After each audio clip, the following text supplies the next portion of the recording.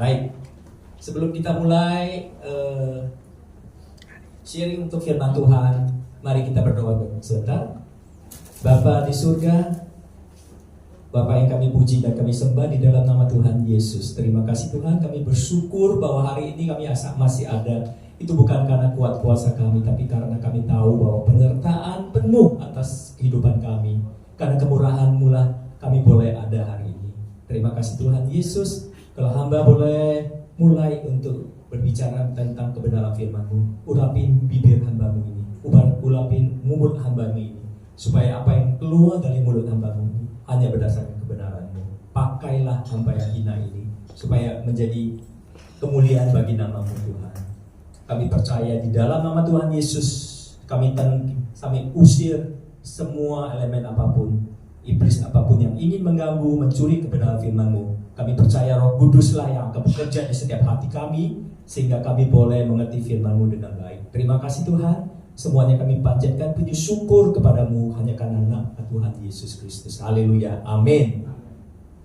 Saudara terkasih, saya sebetulnya minggu ini saya ingin membawakan satu tema yang berjudul apa itu kekejian bagi Tuhan, ya. Itu sebenarnya saya udah siapin hari Senin, Selasa. Tetapi waktu Rebu saya berdoa, begitu luar biasa Tuhan melalui Roh Kudus, Dia ingin, ya. Saya waktu itu juga sempat berbicara dengan Gembala Pak Loveless, ya, begitu kuat bagi saya untuk membawakan satu tema ini, yaitu amanat agung, sebuah action atau retorika, ya. Saya begitu merasakan bahwa saya harus membawakan ini karena saya melihat banyak sekali, ya mungkin saya juga nggak lihat semua ya, tapi saya sering di YouTube, saya sering melihat, saya sering sharing dengan teman-teman, saya sering melihat banyak khotbah, tetapi saya agak jarang melihat hamba Tuhan yang membawakan tema seperti ini, ya. Amanat agung, sebuah action atau retorika. Saudara terkasih, apa itu retorika? Ada yang tahu nggak retorika itu apa? Retorika itu berasal dari bahasa Yunani kuno, ya. Retorika atau bahasa Inggrisnya rhetorics, ya, yaitu suatu hal mengenai kepintaran untuk berbicara, kepintaran untuk mengungkapkan sesuatu, kepintaran untuk berpidato. Ya, sebetulnya hal ini tidak ada yang salah, ya, di dalam kehidupan kekristenan kita, tidak ada yang salah. Tetapi begitu kental Roh Kudus bekerja di dalam hati saya harus mengatakan bahwa di dalam amanat agung kita tidak perlu retorika. Jelas, ya, retorika. Kalau saya dulu waktu masih di sekuler, retorika itu mirip, ya, sama saya pikir dengan action plan. Ya, ketika saya dulu, puji Tuhan, saya pernah menjabat sebagai direktur. Saya banyak sekali menerima yang namanya action plan, ya, action plan, business plan, begitu juga, ya. Tetapi ujung-ujungnya banyak sekali yang tidak bisa dilakukan, ya. Hanya tulisan yang bagus, tetapi tidak bisa dilakukan. Jadi kalau saya ngomong agak sedikit to the point, saya selalu mengatakan kepada mereka, action plan itu kalian bikin itu adalah action, tapi no action, tapi talk only, ya. Banyak sekali yang mereka tulis begitu indah, tetapi mereka tidak melakukannya, ya. Tuhan Yesus hari ini melalui Roh Kudus ingin kita jelas untuk mempelajari bahwa amanat agung bukanlah retorika, ya. Juga kita lihat banyak pemimpin kita, ya. Saya tidak mau sebut nama, nanti takut ada misunderstanding. Dari pemimpin kita yang paling dulu, ya, siapa yang tidak tahu dia begitu luar biasa berbicara, ya. Semua orang terpengaruh, ya. Jadi, tetapi kita melihat, ya, apa yang dibicarakan itu semuanya tidak pernah terwujud, ya. Karena apa? Karena kemungkinan itu juga indahnya berbicara, tetapi pelaksanaannya belum tentu, ya, dilakukan. Tetapi Tuhan kita Yesus Kristus adalah guru kita yang terbaik, guru kita yang perlu kita teladani. Karena Tuhan Yesus tidak pernah hanya bicara, ya, tetapi dia sudah membuktikan apa yang dia perintahkan, apa yang dia ajarkan, dia sudah melakukannya. Bahkan dia mati di atas kayu salib, ya, itu membuktikan bahwa segala ajarannya itu telah dia lakukan. Amin. Amin. Jadi kita hari ini pesan penting bahwa amanat agung bukanlah sebuah retorika, ya. Hari ini kita harus ingat baik-baik, karena kita ingin, walaupun jemaat kita belum banyak, tetapi saya pikir jemaat kita ini bisa membuat kita menjadi pelipat gandaan, ya, di mana kalian juga boleh berbicara di luar bahwa amanat agung haruslah sebuah action, bukan sebuah retorika, ya. Kita lihat di sini Matius 28 ayat 18 sampai 20. Dia berbunyi demikian. Yesus mendekati mereka dan berkata, "Kepadaku telah diberikan segala kuasa di sorga dan di bumi. Karena itu pergilah, jadikanlah semua bangsa muridku, dan baptislah mereka dalam nama Bapa dan Anak dan Roh Kudus, dan ajarilah mereka melakukan segala sesuatu yang telah kuperintahkan kepadamu. Aku menyertai kamu sampai kepada akhir zaman." Demikian firman Tuhan. Berbahagia orang yang mendengarkan, dan lebih berbahagia adalah orang yang melakukannya di dalam kehidupannya. Saudara terkasih, apa itu amanat agung? Amanat agung adalah satu pesan penting, ya, dari Tuhan Yesus kepada kita semua, ya. Karena dulu itu kan terbatas sama murid dan rasul, ya. Tapi kita semua itu adalah pesan penting juga buat kita semua sebelum dia naik ke surga. Amanat agung adalah sesuatu yang bersifat mutlak. Ya, ini harus dijelaskan. Mutlak itu artinya, kalau kita lihat sistem piramida, mutlak itu adalah puncaknya, ya. Puncaknya kalau kita lihat di piramida itu puncaknya adalah amanat agung, ya, dan harus dikerjakan orang percaya kepada Kristus. Amanat agung adalah, atau Great Commission, menjadi landasan, ya.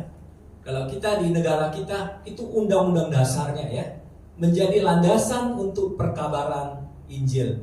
Tujuan dari kegiatan amanat agung adalah mengabarkan bahwa keselamatan telah disediakan, ya. Itu penting sekali. Keselamatan telah disediakan di dalam Yesus, sehingga keselamatan merupakan anugerah kasih yang dapat dirasakan, ya, semua orang yang telah memberi respon, ya. Memberi respon artinya apa? Menjadi percaya, ya. Keselamatan itu tak tersedia kalau kita mau mengaku bahwa Tuhan adalah Yesus adalah Tuhan kita, ya. Jadi amanat agung adalah sesuatu yang penting. Apa isi amanat agung? Nah, ini saya kemarin sempat juga sharing di Zoom, ya. Kita melihat ada 5 poin dari isi amanat agung. Pergilah, jadikanlah semua bangsa muridku, baptislah mereka, ajarlah mereka, dan aku menyertai kamu. Dalam hal ini, memang kalau kita lihat intisarinya, mungkin ada yang berpendapat, ya, tetapi saya tetap ingin melihat itu dari kiasmus. Kiasmus itu, saudara masih ingat gak? Kalau kiasmus itu adalah kita cara memahami, ya, semua isi Alkitab itu titik beratnya di mana. Saya selalu mengatakan bahwa kalau di dalam penulisan dulu, ya, kalau sekarang kan gampang, ya, ada huruf besar, ya, ada huruf italik, ada bold, ya, ada garis bawah, ada garis apa itu, ada kuning merah dan sebagainya. Itu menandakan bahwa itu sangat penting sekali. Tetapi di zaman dulu kan belum ada tanda baca seperti itu, ya, tanda baca yang membuat kita harus menjadi perhatian. Nah, mereka untuk kiastis ini mereka selalu menggunakan pengulangan dan matching, ya. Kita lihat di sini. Pergilah, ya. Selalu A dengan A, B dengan B. Kalau kita lihat di sini, pergilah. Apa pasangannya? Aku menyertai kamu. Ya, selalu saya lihat semua Alkitab itu kalau kita jabarin, ya, selalu matchingnya. Jadilah semua bangsa muridku. Apa pasangannya? Ajarlah mereka. Gimana kalau kita ngajari mereka bisa jadi murid-murid? Nggak mungkin ya. Nah, inilah kita sebut kalau kiasmus itu ada satu bagian yang merupakan intisari. Ya, dari semuanya ini intisarinya adalah baptislah mereka. Ya, mungkin poin utama boleh disebutkan bahwa pekerjaan utamanya adalah menjadikan semua bangsa murid. Tetapi poin penting di sini dari kiastis itu adalah baptislah mereka. Itulah yang menjadi kiastis ya. Jadi jelas ya? Ada yang bilang jelas nggak? Jelas ya? Jadi kiastis itu adalah baptislah mereka. Baptis itu bukan sekadar seremonial, tetapi baptislah berarti mereka menerima sungguh-sungguh bahwa Tuhan Yesus adalah juru selamat. Ya? Apa itu perintah amanat agung? Sorry.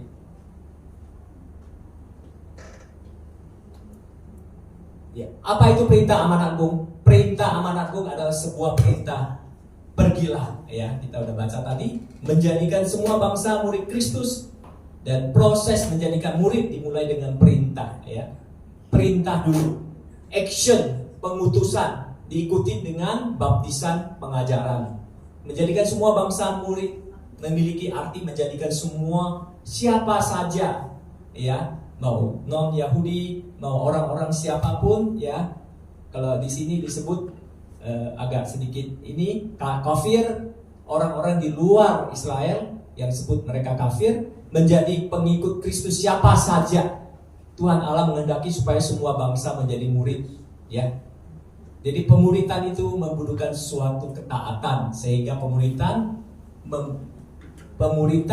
membutuhkan satu ketaatan sehingga menghasilkan yang namanya pelipat gandaan. Kalau saya mulai dulu melayani Tuhan, saya selalu belajar ya. Saya termasuk dimanapun saya pernah ada, di aliran manapun saya pernah ada, ya, di GKI, ya, terus kemudian juga di karismatik. Beberapa karismatik saya ada pernah melayani bertahun-tahun. Nah, kalau di karismatik ada terkenal namanya penuaian. Namanya apa? Penuaian dulu apa Pak? Penuaian. Saya nggak tahu ya. Saya juga nggak begitu ngerti artinya, tetapi mereka selalu menggunakan penuaian beribu-ribu laksa. Ada yang tahu nggak itu artinya apa? Ya, penuaian besar katanya begitu ya. Jadi pelipat gandaan itu adalah penuaian besar ya, atau terjadi multiplikasi murid-murid yang taat pula. Jadi terjadi multiplikasi artinya pelipat gandaan ya. Jadi amanat agung jelas, bukan sama sekali retorika. Setiap orang percaya gereja harus menyadari tugas dan panggilan ya. Sebagai tugas utama yang harus dikerjakan kita sebagai tubuh Kristus. Tidak boleh menjadikan penginjilan hanya sebatas tema, ya. Jadi hari ini saya ingin ingatkan, amanat agung bukan sekedar didiskusikan, ya, kemudian dibicarakan, didebatkan dan sebagainya. Tetapi amanat agung adalah sebuah action ya. Orang percaya tidak menginjili berarti orang percaya yang sudah menerima keselamatan, sudah menerima kasih Tuhan yang begitu luar biasa, tetapi dia tidak punya kasih. Kenapa dia tidak punya kasih? Karena dia tidak mau menyelamatkan orang lain juga. Ya. Jadi kalau gereja kita tidak mempunyai visi atau misi amanat agung, maka gereja kita dan kita sendiri, kalau saya boleh tegaskan, kita sendiri dan gereja juga berdosa karena tidak taat pada perintah. Jelas ya? Jadi ini harus menjadi camkan di dalam kehidupan bergereja kita. Kita juga harus menjadikan amanat agung sebagai misi utama kita. kita akan bahas selanjutnya, ya. Mengapa? Nah, mengapa amanat agung jadi prioritas utama? Prioritas utama, saya tidak mengatakan bahwa yang lainnya tidak penting, ya. Kita penting mengasihi, kita penting beribadah, memuji dan memuliakan Tuhan. Kita penting berdiskusi, berdebat Alkitab. Kita penting untuk apologet, ya, membela agama kita. Kita penting untuk memberikan persembahan, betul ya? Kita penting untuk melakukan sesuatu seremonial. Segala sesuatu penting. Tetapi saya mengatakan bahwa amanat agung bukan lagi penting, ya. Tetapi amanat agung adalah prioritas utama. Ya, saya tidak melemehkan yang lain, tetapi saya ingin mengatakan amanat agung adalah prioritas utama orang Kristen. Ya. Yang lainnya mungkin sedikit tidak dilakukan, saya percaya tidak akan menjadi masalah besar.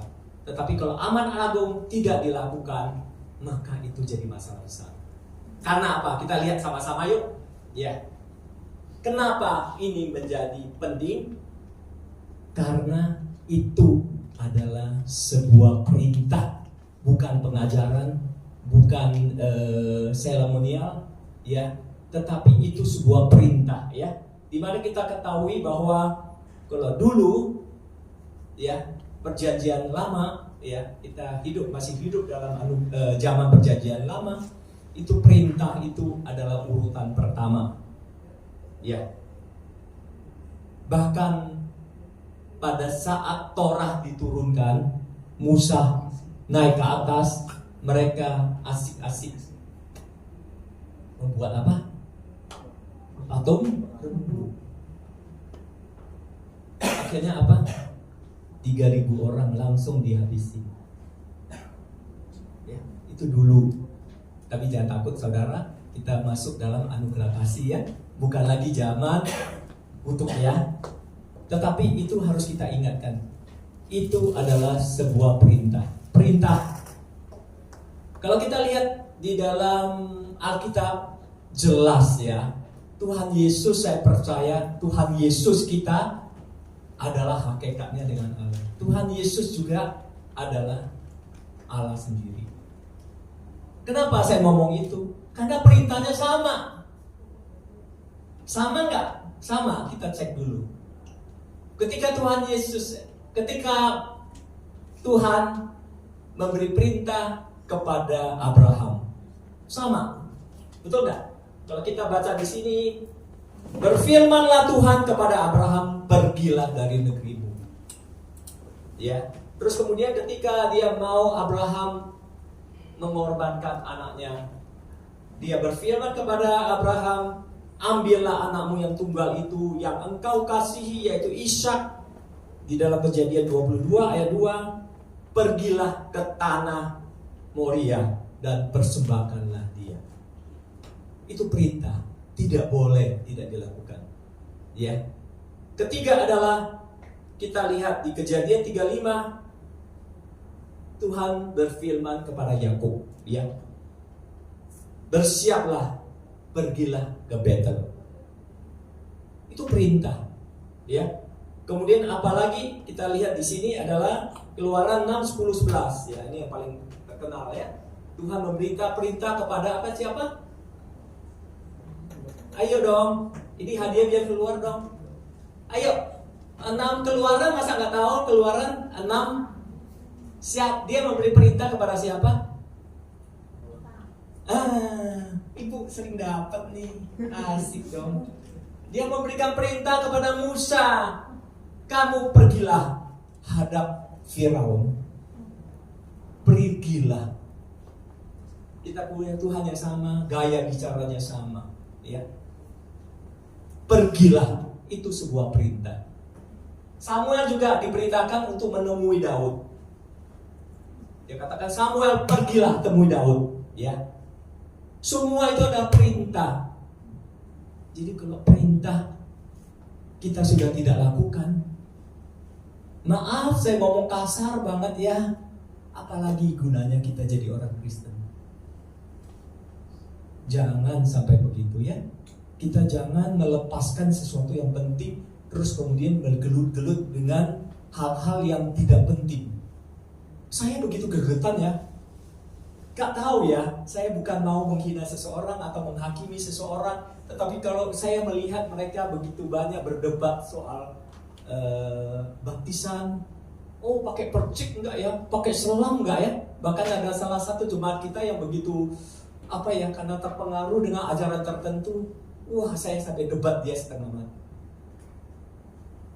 Mau dicelup ya, mau dipercik enggak ya, mana yang lebih penting ya. Bahkan dicelup sampai berkali-kali.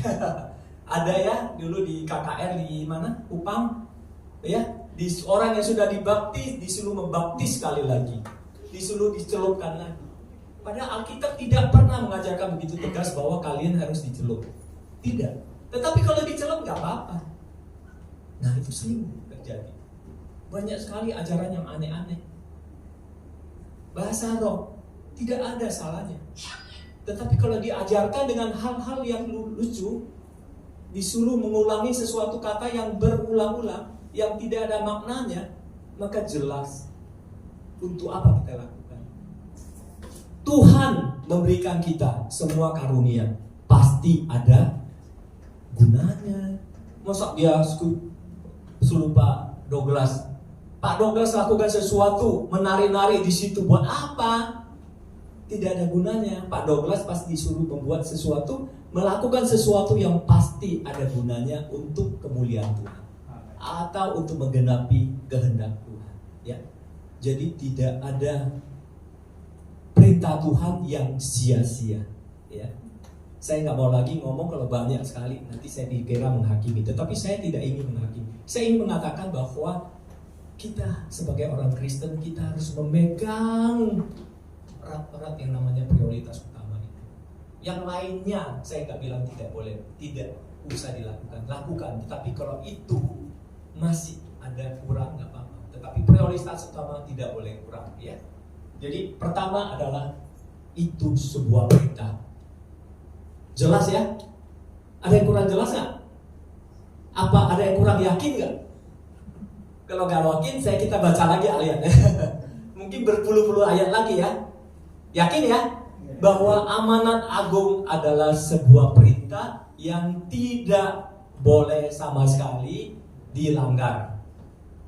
Bersyukur kita karena kita tidak masuk di dalam zaman perjanjian lama. Kita sekarang masuk di dalam perjanjian baru, ya. Jadi kita adalah hidup dalam zaman anugerah kasih.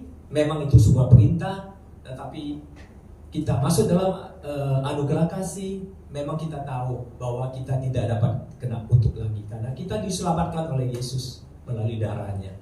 Kita nggak seperti dulu lagi, ya 3.000 orang langsung dibunuh semua.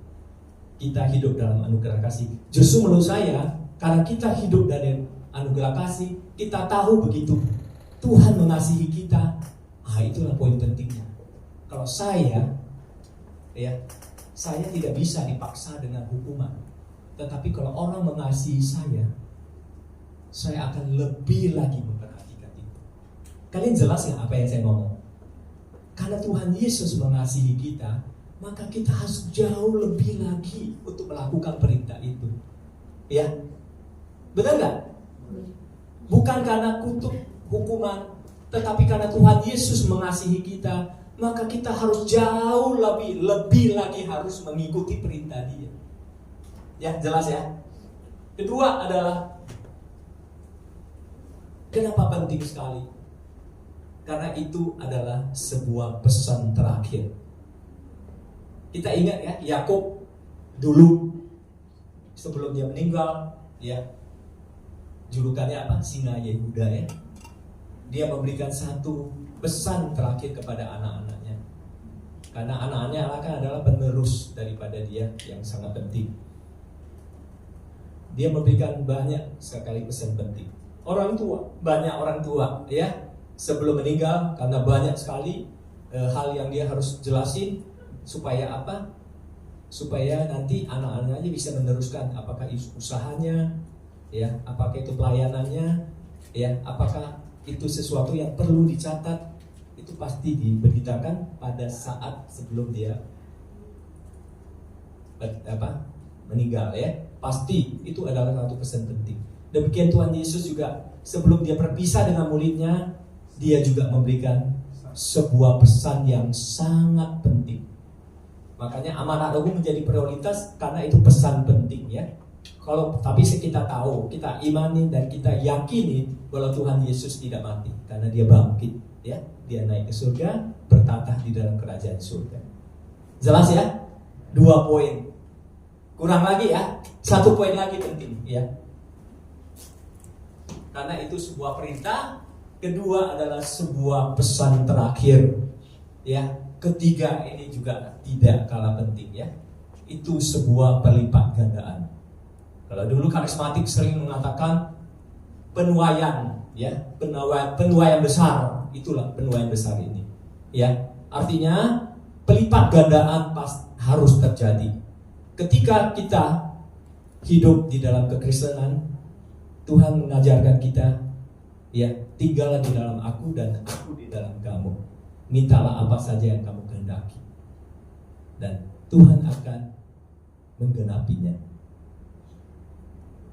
Di sini berbuah sangat penting, kolerasinya sama. Berbuah bukan berarti berbuah menanam buah, ya, tetapi itu adalah sebuah pesan yang sebuah contoh, ya. Kalau kita berbuah, kita memberi buah kepada orang lain, tentu juga ada bijinya. Pemuritan juga terjadi demikian. Ketika kita mengajar, ya, seperti kita mengajar walaupun kelompok kecil, ya, sebenarnya saya sudah menaburkan benih, mengajar. Tentu saudara sekalian tidak mungkin mendengar terus pulang terus dilupain. Jangan, ya. Ketika saudara mendengar saya berbicara di sini, saudara juga nanti ketemu orang, saudara juga akan mengajar mereka. Kemudian juga dia yang sudah mendengar Anda, dia juga akan mengajarkan terus. Ini yang terjadi multiplikasi, sehingga pengajaran terjadi pelipat gandaan. Semua orang yang mendengarkan, kemudian boleh yakin, boleh percaya, dan boleh menerima Tuhan Yesus sebagai juru selamat. Jelas nggak amanat agung sangat penting? Jelas, ya? 3 hal, ya, sangat penting. Saya rasa nggak perlu lagi diberi tambahan karena 3 hal ini sudah cukup, ya. Oke, kita masuk. Bagaimana cara melaksanakan perintah amanat agung? Bagaimana caranya? Caranya pertama adalah melalui sikap. Saya sadar sekali, ya. Saya sering sharing kepada teman-teman, kenapa masih banyak orang yang belum bisa melakukan amanat agung, belum bisa melakukan penginjilan, belum bisa melaksanakan perintah yang besar ini? Karena sikap. Apa itu sikapnya? Sikap apa yang sering terjadi sehingga menjadi batu sandungan? Pasti tahu dong, kasih hadiah lagi dong. Sikap apa yang sering menjadi batu sandungan sehingga kita tidak melaksanakan amanat agung? Bukan dong, ayo. Egois. Bukan. Nah, sikap yang paling natural di dalam hidup kita. Hah? Apa? Bukan, maksudnya sikap, bukan sikap masa bodoh.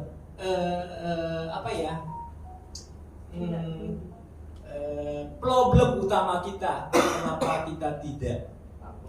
Sombongan. Iya, kepala face dapat deh Pak Haris. Sikap utama kita yang paling menghalangi kita adalah karena kita selalu enggan, ya. Enggan itu terjadi kenapa? Enggan itu terjadi karena ada rasa takut. Gimana ya? Saya bisa nggak ya? Saya bisa melakukan ini semua nggak ya? Saya nanti kalau di sana gimana? Diterima nggak ya? Di sana gimana ya? Ngeri tuh, saya ke sana nanti. Di sana orangnya nanti gimana? Mau mengerti apa yang saya ngomong nggak? Mereka nanti mau menerima Tuhan Yesus nggak? Wah, nanti kalau saya dikeroyok di situ gimana? Wah, banyak sekali ya, saudara terkasih. Banyak sekali yang kita takutin. Tetapi hari ini, puji Tuhan, Tuhan berpesan kepada kita, jangan takut. Nah, kenapa jangan takut? Yuk kita lihat sama-sama ya. Kenapa jangan takut? Jangan takut. Jangan takut. Pertama, karena kita memberitakan kebenaran firman Tuhan. Kalau kita memegang kebenaran, maka tidak ada boleh rasa takut. Saya masih ingat dulu, sekedar bercanda, ya, ketika saya satu kali memecahkan gelas. Karena waktu itu kecil, masih ketakutan ya. Saya dipanggil apa saya begitu gemetaran. Tidak, bukan saya melakukan. Kalau benar-benar waktu itu saya tidak melakukan, saya tidak akan gemetar. Jelas ya? Tetapi karena saya tidak benar, saya berbohong, maka saya ketakutan. Tetapi kalau kita melaksanakan amanah agung, kita memberitakan kebenaran firman Tuhan. Kalau kita memberitakan sesuatu yang benar, kenapa kita harus takut? Betul gak? Tuhan Yesus di bait Allah bagaimana? Kalian ingat gak? Di bait Allah dia usianya masih belia loh, masih kecil sekali. Tetapi dia bisa mempertahankan. Semua orang yang mengatakan sesuatu yang tidak benar, dia langsung membantah habis-habisan. Dia langsung tidak lagi ragu-ragu. Karena apa? Dia berani karena Tuhan Yesus adalah kebenaran. Dia menyampaikan kebenaran. Ya, berdagang begitu banyak. Dia punya meja, saya lihat ya. Kalau banyak sekali film ya. Tapi kita jangan ngomong film, tapi di dalam Alkitab juga dia balik-balikan meja pedagang itu. Pedagang yang berjualan di bait suci. Tuhan Yesus tahu itu gak benar semua. Mereka punya motif yang tidak baik. Ya, ada sesuatu udang di balik batu dari semuanya itu. Kalau Pak Lafres kemarin ngomong apa Pak? Bapak boleh tambahin? Kenapa begitu marah Pak? Ini siapa? Tuhan Yesus. Karena itu untuk tempat bangsa-bangsa. Itu tempat bangsa-bangsa. Kalian kenapa seenaknya mengambil dengan menjualan di situ, mencari bisnis di situ? Tuhan Yesus juga tidak begitu, maksudnya tidak ragu-ragu lagi untuk, tetapi orang memang melihat dia, wah ini kaget juga mereka. Tetapi Tuhan Yesus tidak gentar. Dia membalikkan semuanya pada kocak-kocak dan mereka pergi.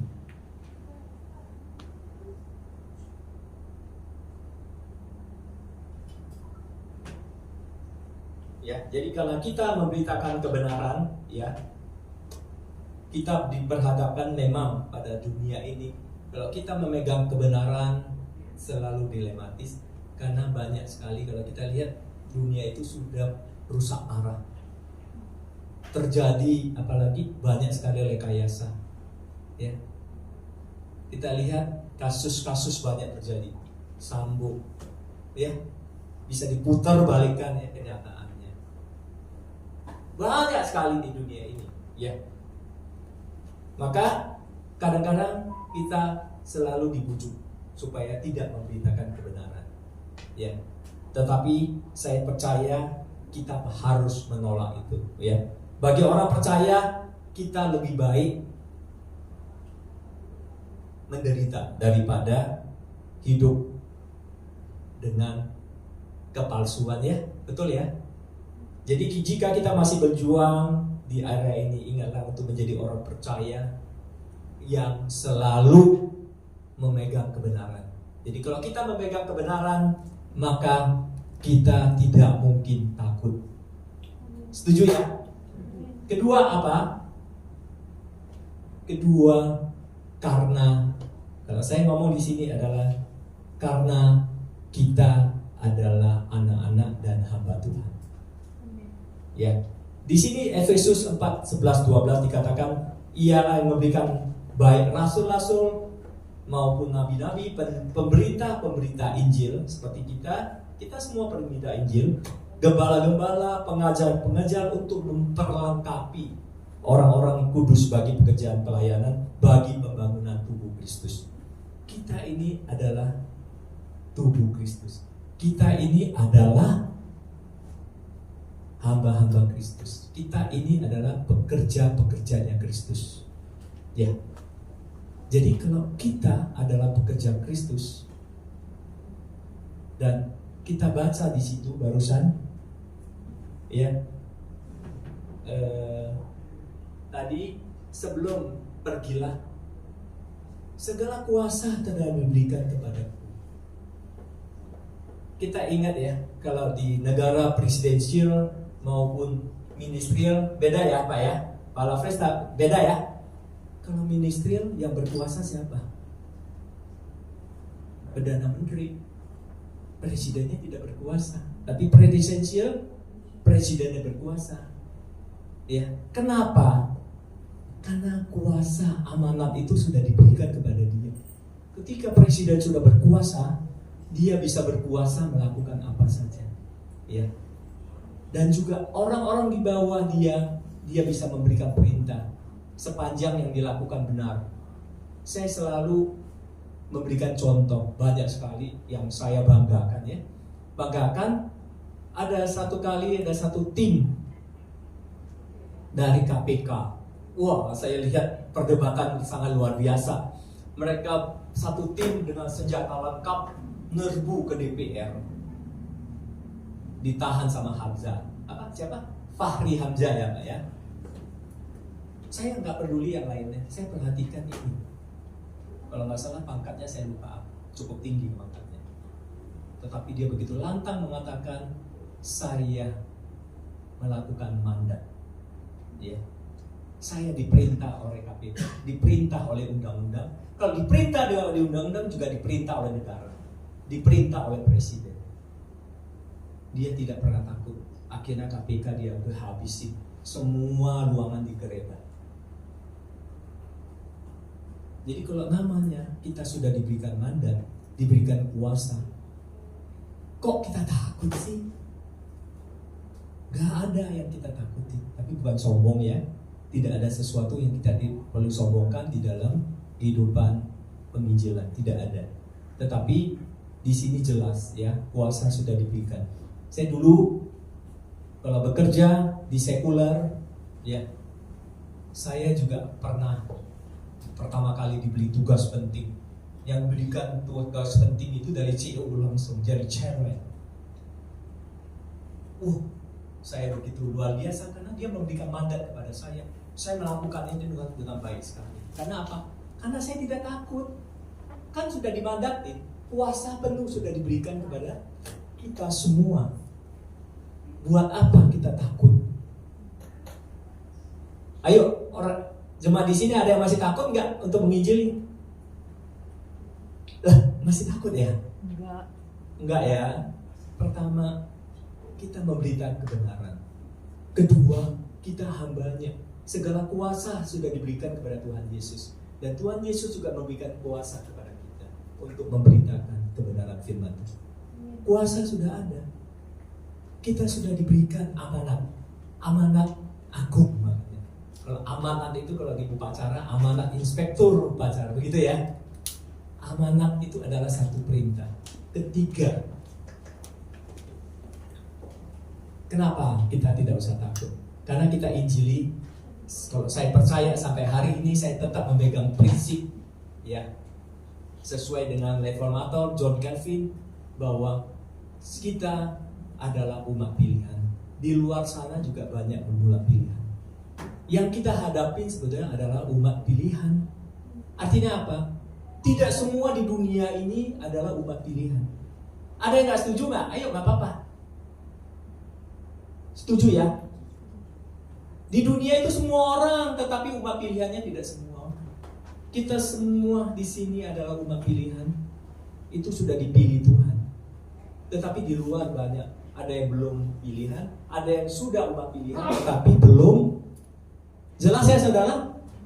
Ya, itulah kalau kita ngomong dalam pengajaran tulips itu, ya, limited atonement, penebusan terbatas, betul ya?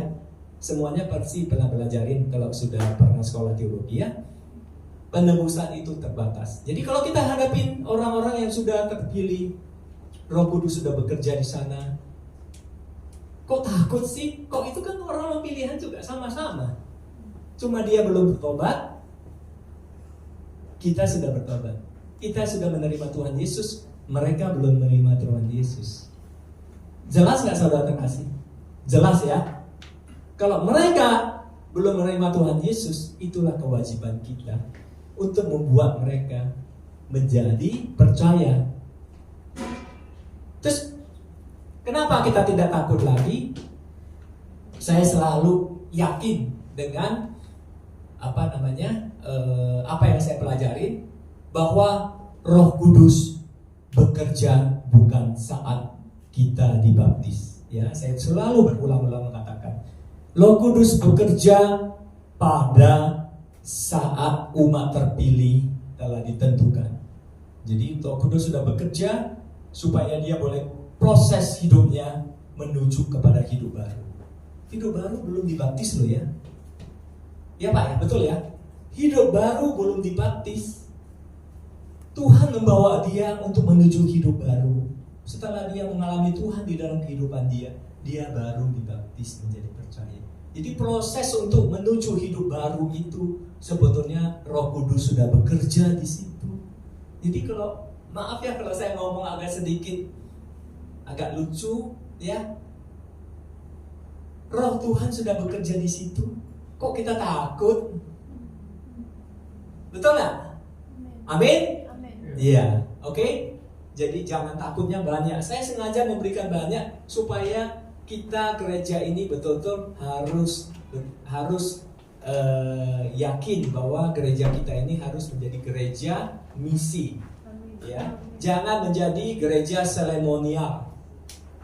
Saya tidak setuju ya. Saya sendiri dan mungkin kedepannya saya ingin sekali ya. Saya sudah promise kepada Tuhan ya. Saya akan memberikan hidup saya untuk menginjili ya. Untuk melaksanakan amanat agung ini. Saya sebenarnya nggak enak sama Pak Lafles, kita udah lama ya belum pergi ya Pak ya. Tetapi saya percaya bahwa suatu saat nanti kita akan banyak pergi Pak. Karena apa? Karena banyak sekali tuayan-tuayan yang harus kita datangi. Di Sumatera kita juga punya gereja binaan ya. Mungkin mereka juga kemarin saya WA, mereka juga nungguin kita ya. Saya juga berharap di Pagadangan kita bisa mempunyai satu gereja binaan yang kita bisa push. Gereja-gereja kecil ini butuh bantuan kita. Kita jangan menutup diri. Jadi kita semua sebagai jemaat gereja ini, mari kita sama-sama terus bahu-membahu ya. Kita tidak perlu harus jauh-jauh ya. Kebetulan kalau saya sama Pak Lafles karena jangkauannya jauh, jadi kemungkinan saya berdua aja ya. Tetapi kalau di daerah sini saya harap semua orang boleh ikut untuk menginjili. Karena gereja ini jangan gereja seremonial. Saya ulangi sekali lagi, gereja ini tidak boleh jadi gereja seremonial. Walaupun seremonial bukan hal yang tidak penting, kita tetap harus melakukan seremonial, tetapi kita harus ingat perintah utama kita. Jelas ya? Saya berulang-ulang begini karena Roh Kudus bekerja. Saya harus menyampaikan ini secara sangat jelas ya. Ya, jadi Roh Kudus sudah bekerja saat umat terpilih ya. Kalau kita lihat terakhir itu apa bunyinya? Aku menyertai kamu. Kalau Tuhan menyertai kita, siapa yang kita takut? Ya, asal kita melakukannya dengan benar. Saya dulu sering bukan berbangga, bukan sombong. Saya mungkin 7-8 tahun saya di daerah Jawa Timur, di daerah orang-orang yang namanya orang Madura ya. Maaf saya bukan bilang orang Madura, tapi di situ daerahnya serem-serem. Ya, di daerah Demak. Waduh, di kolong jembatan. Iya. Kenapa saya tidak takut. Memang saya dibantu seorang hamba Tuhan yang luar biasa. Dia orang Tapanuli juga kalau nggak salah, suami istri. Tetapi saya bisa melakukan ini dengan baik. Kenapa? Karena saya tidak takut. Sampai di kolong jembatan loh, bayangkan. Sampai di rumah-rumah penduduk. Saya bisa melakukan itu. Kenapa? Karena saya tahu yang saya beritakan adalah kebenaran. Tuhan menyertai saya. Dan terakhir, kenapa jangan takut? Saya rasa kebanyakan. Wah, ini minta waktu sebentar lagi boleh ya? Maaf ya. Terakhir adalah semua supaya pasti tahu. Coba lu buka di Alkitab. Tidak kurang dari 360 kali lipat. Jangan takut, jangan takut, jangan takut. Jadi, apakah kita masih punya takut? Tidak ya? Amin? Amin. Kedua, kalau kita jangan takut, saya ulangin lagi, bukan karena kita hebat, kita sombong, kita tinggi hati, tidak. Kita jangan takut karena kita melaksanakan perintah. Saya selalu melihat banyak sekali ya, saya nggak mungkin ada ya di negara kita pejabat yang kurang baik ya, otoriter ataupun pejabat yang berwenang. Tetapi ada juga yang bagus ya. Dia begitu kekeh memegang perintah, begitu kekeh memegang sumpah jabatan. Ya. Jadi yang kita pegang adalah perintah, bukan karena kita hebat. Kita tidak takut, bukan kita sombong ya. Kedua, nah ini ada sambungannya. Kalau kita jangan takut, tetapi kita juga jangan bodoh. Betul nggak? Kalau kita menginjili, kita jangan asal tembak, asal hantam promo.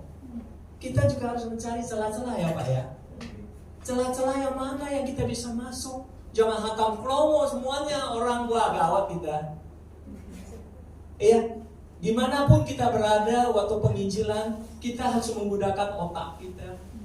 Kita bisa masuk ke sana, kita harus melalui siapa? Ya, kita harus kenal siapa dulu. Kita harus bicara dengan gaya apa? Bisa saja dengan gaya lembut, dengan bijaksana. Tetapi mungkin kadang-kadang bukan kasar. Tetapi kita juga harus berbicara dengan tegas. Betul ya Pak ya? Kita juga harus berbicara dengan tegas. Jadi Tuhan Yesus juga berkata, ya, Aku telah mengutus engkau di antara serigala. Hendaklah engkau cerdik seperti ular, tetapi tulus seperti merpati. Jadi kita harus jangan takut, tetapi jangan bodoh juga. Maaf ya, kita harus jangan takut, tetapi kita harus cerdik melihat situasi. Ya. Ketiga apa? Kalau kita melakukan namanya penginjilan, kita pasti perlu 3 ya. Ini sebetulnya keahlian Pak Lafes ya. Tetapi saya meminjam aja boleh Pak ya. Apa namanya? Doa, dana, dan daya. Kita tahu di dunia ini banyak sekali aktivitas nggak perlu. Yang penting kamu tahu cara berdagang. Yang penting kamu tahu cara di mana harus melakukan bisnis. Yang penting kamu bisa melakukan dengan baik. Kamu gak perlu doa. Betul gak? Tetapi kalau melaksanakan amanah agung, tidak boleh tidak berdoa. Karena kita diwajibkan untuk berdoa. Karena kita melakukan amanah agung, kita membesarkan kerajaan Allah. Ketika kita membesarkan kerajaan Allah, maka salah satu syaratnya adalah berdoa. Tuhan menghendaki kita berdoa supaya kerajaan Allah di bumi ini, kerajaan Tuhan di bumi ini boleh dibesarkan. Tanpa doa tidak bisa. Ya, itu jelas ya, jelas sekali. Kita melakukan amanah agung harus dengan doa. Tidak boleh asal hantam kelompok ke sana. Ya, saya cukup bersyukur ketika kita selalu ke sana, kita selalu berdoa terus ya Pak ya. Supaya apa? Kita tahu bahwa ikut bekerja di dalam setiap aktivitas kita. Dana, dana. Saya selalu agak sensitif kalau mau ngomong dana. Tetapi saya ingin mengatakan lebih jelas begini aja. Kalau soal dana, saya yakin bukan orang kaya saja yang bisa memberi. Bukan orang kaya saja yang boleh memberi. Tetapi semua orang boleh memberi. Kenapa? Karena memberi itu adalah berkorban. Tuhan Yesus sudah mati di kayu salib untuk kita semua.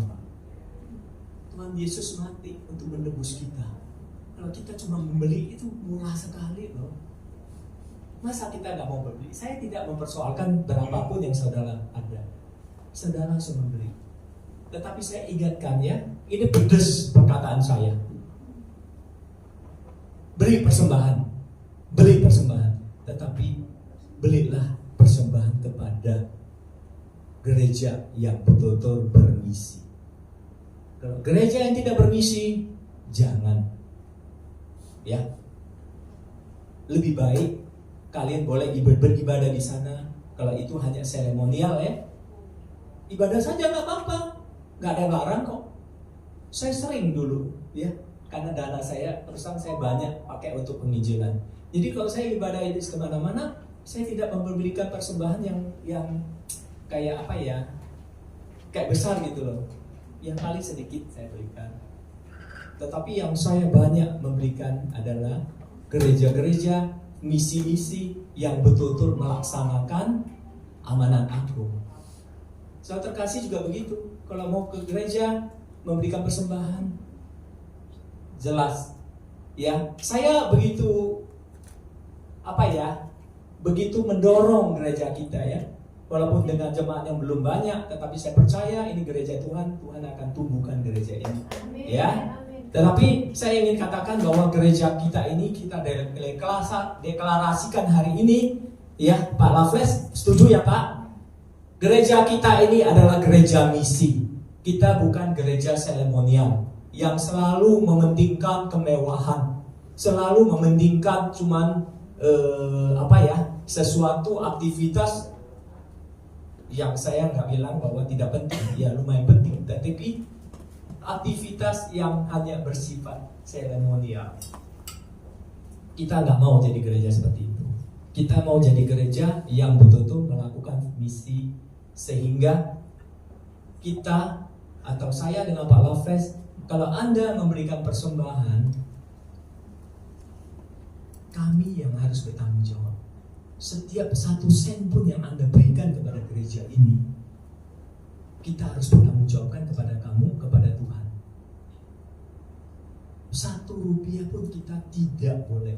Jangankan 1 rupiah, 1 sen pun kita tidak boleh mengutak-utik, ya, kecuali untuk kebutuhan hamba, tidak ada masalah. Tetapi kalau kita menggunakan sesuatu yang Anda persembahkan, kita pakai untuk sesuatu yang tidak benar, itu dosa besar.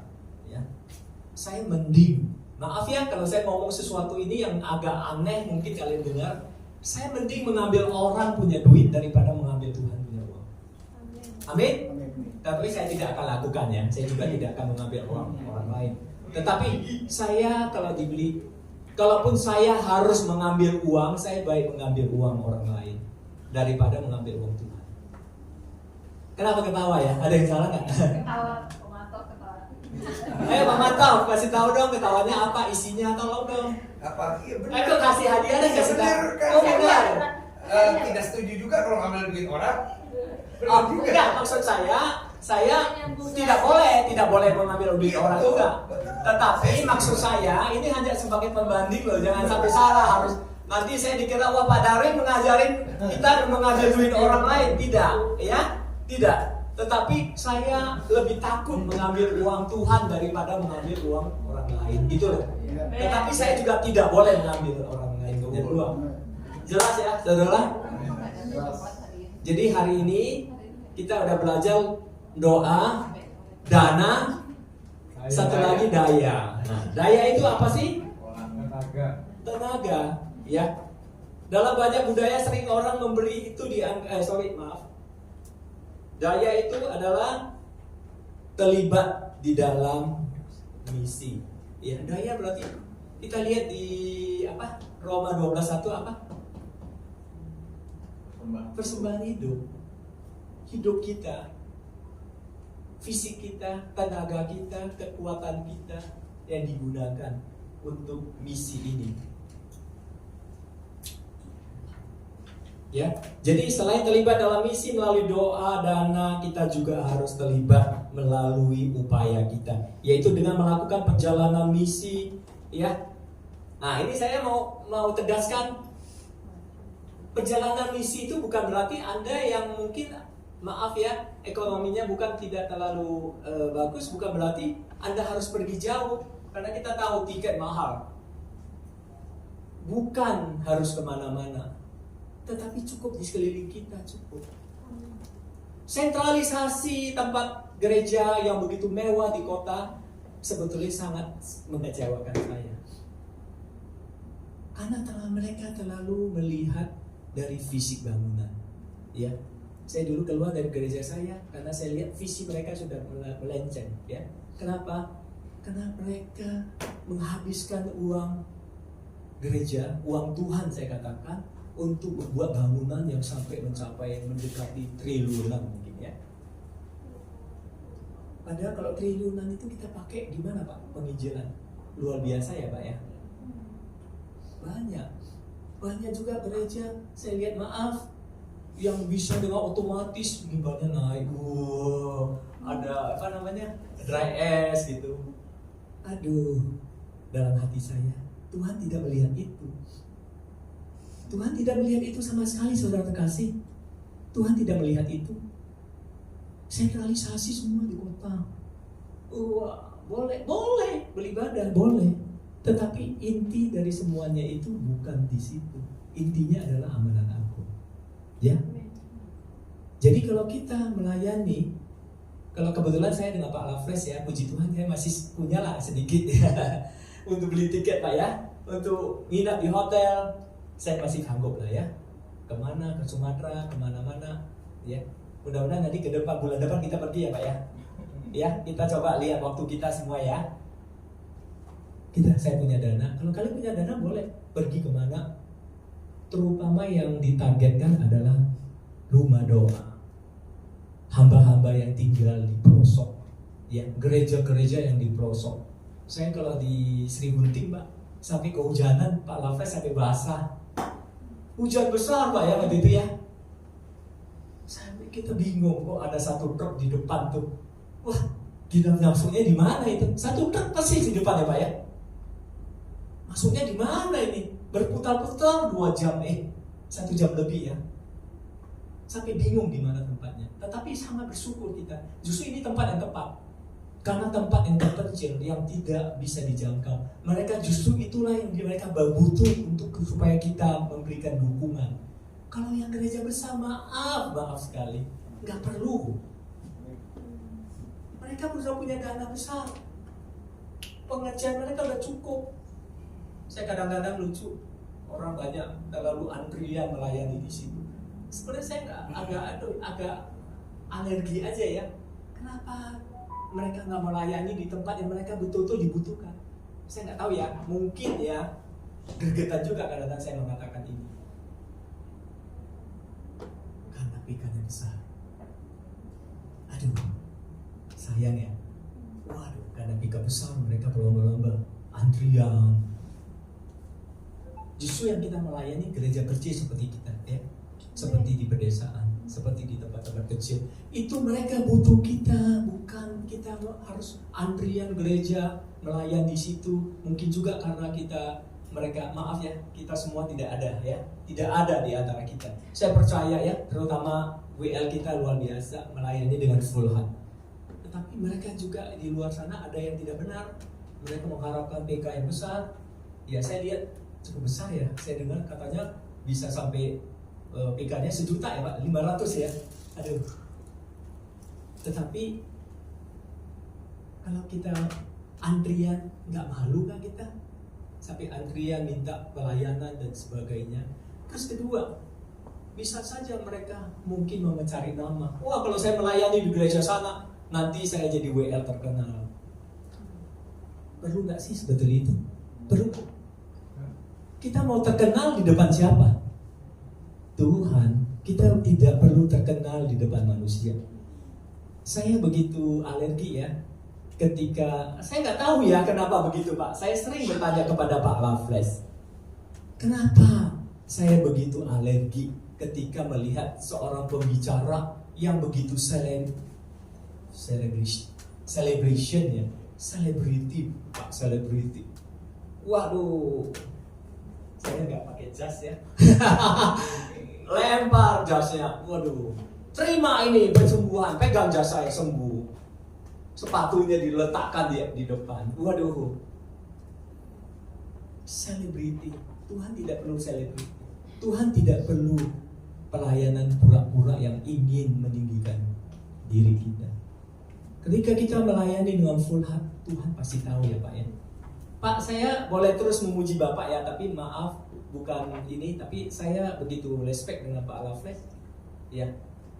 Saya selalu cocok dengan beliau karena kita semua sama-sama full heart Pak ya. Beliau adalah hamba Tuhan yang begitu humble ya, begitu rendah hati, begitu melayani dengan penuh bersyukur ya. Tidak ada sesuatu motivasi apapun di dalam diri Pak Loveless. Saya mengucap syukur kita punya gembala yang seperti itu Pak. Ya. Jadi ingat baik-baik, kalau kita melayani, layanilah gereja kecil, layanilah orang-orang terpencil di situ. Kalau perlu kalian sekali-sekali kita rombongan yuk, boleh? Amin. Kita melayani di situ. Nanti di Pagedangan, nanti saya ikut ya. Kita di Pagedangan sama-sama kita ya, boleh? Amin. Amin. Saya mau ajak. Nanti di Pagedangan saya nggak mau lagi mereka WL. Dulu pertama kali saya bilang, ya udah kalian atur WL, saya cuma bicara. Tetapi nanti ke depan saya minta kalian pergi. Supaya kita pelayanan di situ, kita sama-sama melayani Tuhan. Kita melihat bagaimana mereka menghadapi, di samping mereka semua dikelilingin oleh orang-orang yang mungkin orang pilihan, orang tidak percaya. Parkir mobil, saya kemarin juga diparkirin orang ini juga di agama lain. Semua dikelilingin oleh orang-orang tidak percaya. Justru mereka butuh dukungan kita. Mereka perlu kekuatan kita. Mereka perlu kita support. Supaya apa? Supaya mereka bisa terus melaksanakan amanah agung. Ujung tombak amanah agung adalah mereka, hamba-hamba Tuhan yang memang hidupnya di front utama. Kalau di dalam perang itu ada apa ya? Kita sebenarnya bukan di front utama loh. Front utama itu siapa? Orang-orang yang langsung berhadapan di Papua, di NTB, ya, di tempat-tempat itu front utama. Kita ini bukan di front utama. Kita ini adalah front di belakang. Jadi kalau kita front belakang, kita mau dukung mereka, ya kita harus pergi. Mungkin nggak kalau kita di front belakang kita nggak pergi? Tidak mungkin ya. Jadi jangan lagi punya persepsi yang salah. Ya, seremonial boleh, persembahan boleh, mengasihi boleh, ya, berdebat Alkitab boleh, semuanya boleh. Tetapi kita harus tahu bahwa di atas segalanya itu adalah amanat agung. Amin. Ya, jadi saya mau nutup karena saya udah kebablasan, maaf. Tetapi pesan Tuhan hari ini saya terpaksa harus panjang karena ini penting sekali ya. Pesan Tuhan hari ini setelah kita mengerti amanat agung menjadi prioritas hidup orang percaya, sehingga amanat agung bukan hanya sekedar retorika, ya, bukan sekedar retorika. Jadi kita mulai hari ini melalui sikap tanpa ragu, jangan takut, ya, untuk terus bangkit untuk melaksanakan perintah agung, ya, yang melalui 3 itu, ya. Apa itu? Doa, dana, dan daya, ya. Sehingga misi penginjilan orang-orang terpilih yang belum menerima Tuhan Yesus itu goal kita. Umat pilihan tapi belum menerima. Nah, itulah kita harus berjuang supaya umat pilihan yang sudah dipilih Tuhan segera menerima Tuhan Yesus. Itu adalah goal kita. Setuju nggak saudara? Ya. Hari ini maukah kita berjanji bersama-sama? Aku boleh ngajak berdiri nggak? Minta waktu nggak sampai 2 menit. Saya minta bantuan Pak Lafles untuk berdoa. Saya juga didoain Pak ya. Karena saya juga orang yang lemah. Bahkan saya kadang-kadang juga tidak begitu maksimal untuk melakukan pelayanan. Silakan Pak. Saya minta.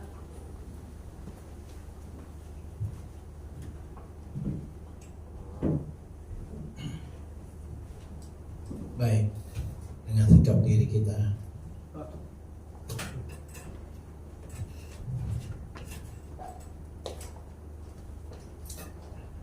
angkat satu pujian. Saya mau iring Yesus meskipun saya susah menderita dalam dunia. Saya mau iring Yesus.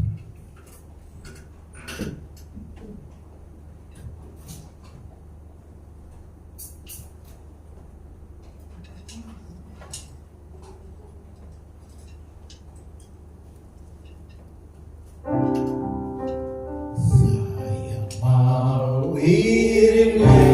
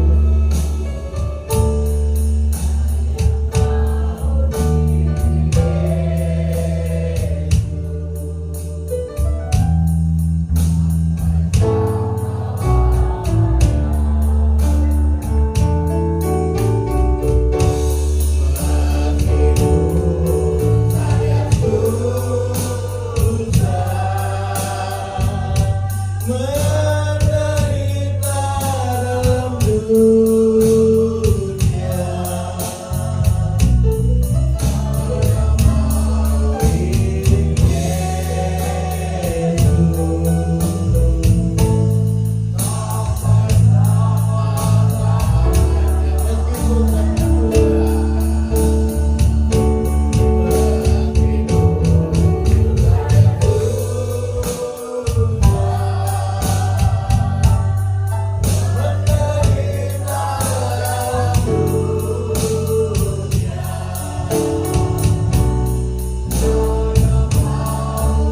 Yesus.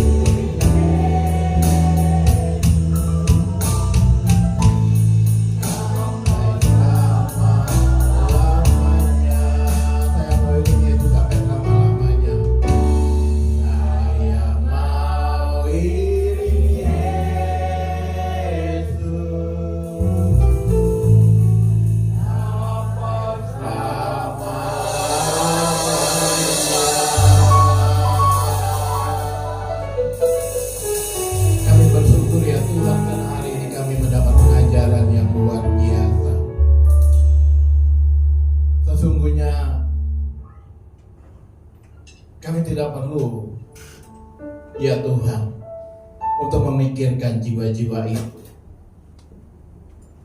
Karena kami bisa ada semuanya dalam pelayanan kami. Kami sering mengadakan hal-hal yang tidak diperintahkan Tuhan. Bahkan mic yang saya pakai ini